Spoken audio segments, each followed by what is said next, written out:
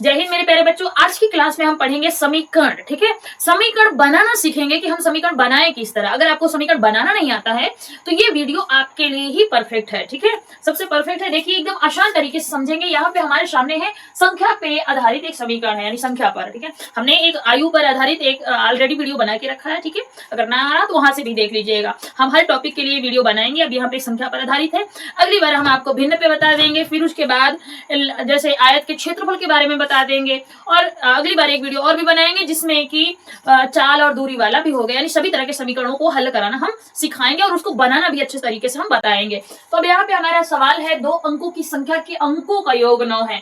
कभी भी 2 अंकों की संख्या की बात की जाए तो वहां पे ये बात याद रखना कि भाई 2 अंकों की संख्या है तो एक इकाई का अंक होगा, एक दहाई का अंक होगा। होगा कि नहीं बच्चे? ठीक है, तो अब यहाँ पर मानना क्या है? ठीक है, मान लेना है बच्चे। ठीक है, अब चलो हम हल करते हैं।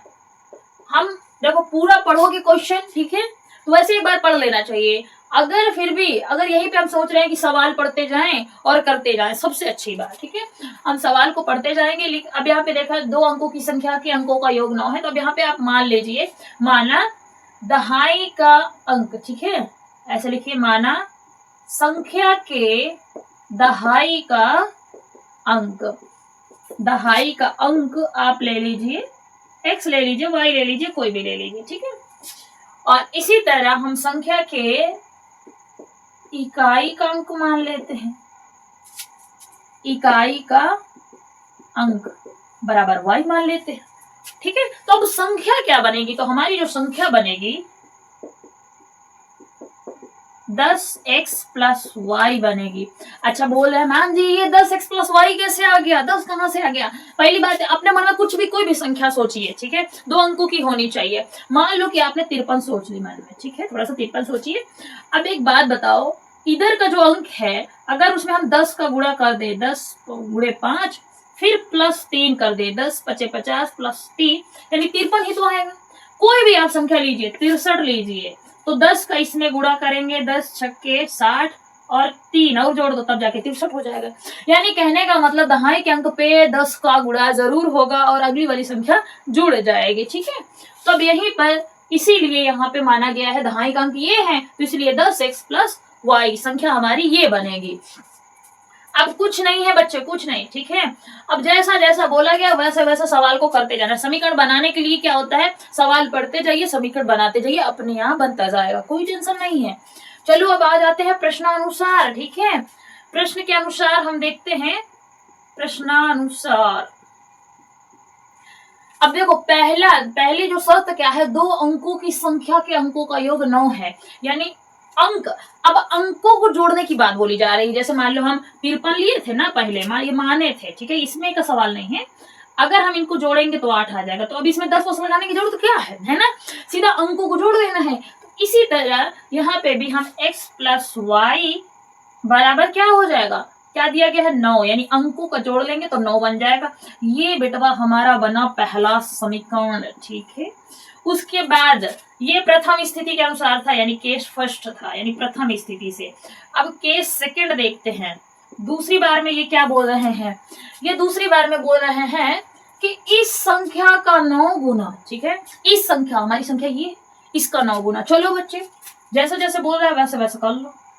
इसका जो 9 गुना है, ठीक है, अब क्या बोल रहा है, संख्या के अंकों को पलटने से, अब मान लो यहाँ पे बराबर का चिन्ह लगा देते हैं। ठीक है, संख्या के अंकों को अगर यहाँ पे पलट देंगे बच्चे तो y जो है इस साइड आ जाएगा, y दहाई की जगह पे हो जाएगा, x इकाई के अंक पे हो जाएगा। तो संख्या को अगर पलटेंगे तो 10y प्लस x हो जाएगा। ठीक है, फिर उसके बाद क्या बोल रहा है यहाँ पे, इस संख्या का 9 गुना संख्या के अंकों को पलटने से बनी संख्या का 2 गुना। ठीक है, यानी जो अंक पलट रहे हैं ना उसके 2 गुना के बराबर हो जाएगी। तो अब इसमें 2 का गुणा कर देंगे, है ना, बिल्कुल इजी। देखो इन्होंने बोला कि संख्या को पलट दो फिर 2 का गुणा कर दो। यहाँ पे बोला गया संख्या के अंकों को पलटने से बनी संख्या, बनी ये संख्या है उसका 2 गुना है, 2 का गुणा कर दिए। और पहले भी इन्होंने ये बोल दिया था इस संख्या का 9 गुना, ये संख्या का 9 गुना उस संख्या के पलटने वाली संख्या से 2 गुना होगा। ठीक है, ऐसा। चलिए बच्चों अब इसको करते हैं, 9 दहम कितना हो जाएगा 90x, और ये अब देखो यहाँ पे गुणा है अब इसमें भी गुणा करेंगे 9y हो जाएगा, और इधर 2 दहम 20y और 2x हो जाएगा। ठीक है, उसके बाद x को अपनी तरफ बुला लो। ठीक है, अब वैसे हम 90 में से अगर हम x घटाएंगे, ठीक है, ये प्लस का 2 है तो इधर आएगा माइनस का 2 हो जाएगा, और इसी तरह ये 9y है, इसको बुलाएंगे तो ये प्लस में है, इधर माइनस में हो जाएगा, इधर कुछ बचे ही नहीं, सब इधर ही बुला लिए हम, है ना बच्चों, तो इधर हो जाएगा 0।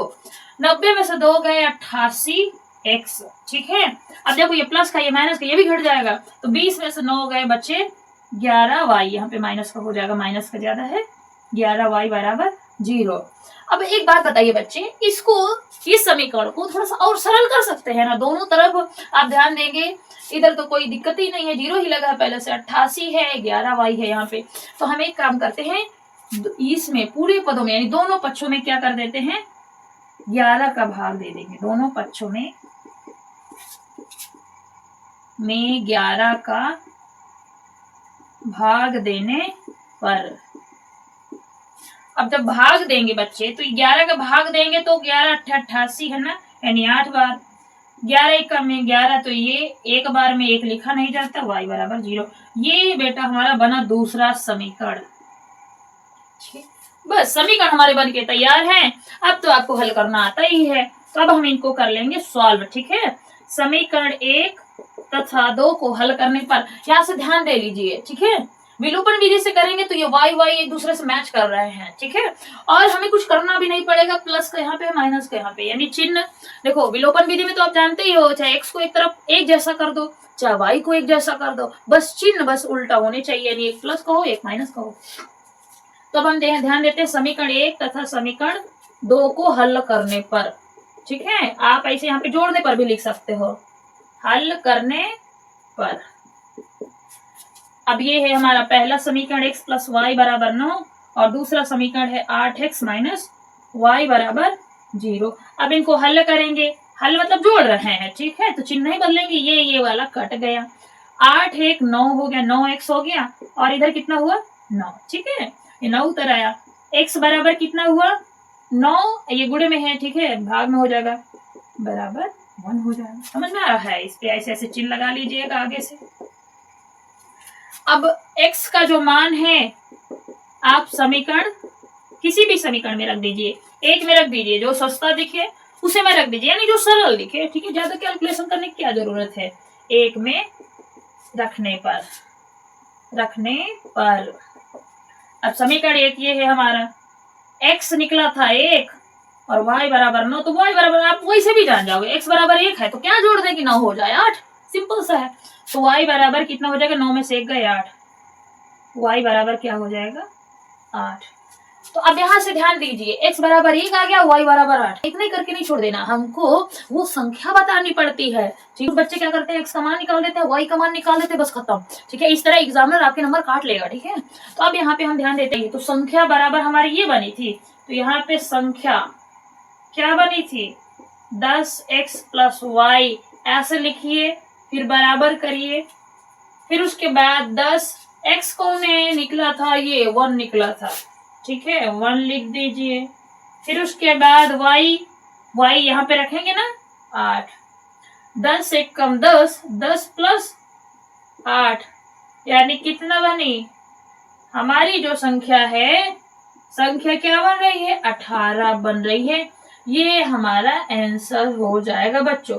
इस तरह आपको सवाल करना है, और कोई भी टॉपिक में अगर आपको कठिनाई हो रही तो हमारे चैनल पे कमेंट करिए, हम उसके लिए आपके लिए वीडियो बना के तैयार कर देंगे, और कोई भी सवाल है आपके लिए बहुत ही आसान तरीके से समझा देंगे। ठीक है, मिलते हैं अगले वीडियो में, तब तक के लिए आप अच्छे से पढ़ते रहिए। Okay, bye bye.